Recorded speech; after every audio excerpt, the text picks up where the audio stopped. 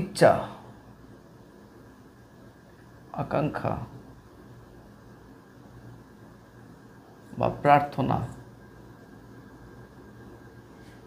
Optative sentence দ্বারা বা যে সেন্টেন্স দ্বারা ইচ্ছা, আকাঙ্ক্ষা, প্রার্থনা ইত্যাদি প্রকাশ করা হয় তাকে অপটেটিভ সেন্টেন্স বলে, বা এই সেন্টেন্সটাকে ইচ্ছা বা আশীর্বাদ সূচক বাক্য বলা হয়। এই সেন্টেন্সটাকে ইচ্ছা বা আশীর্বাদ সূচক বাক্য বলা হয়ে থাকে। অর্থাৎ যে সেন্টেন্স দ্বারা ইচ্ছা, আকাঙ্ক্ষা বা প্রার্থনা বা আশীর্বাদ ইত্যাদি প্রকাশ করে তাকে আমরা অপটেটিভ সেন্টেন্স বলবো। অপটেটিভ সেন্টেন্সের স্ট্রাকচার হচ্ছে এরকম। অপটেটিভ সেন্টেন্সের স্ট্রাকচার হচ্ছে subject plus may plus subject verb plus object বা এক্সটেনশন।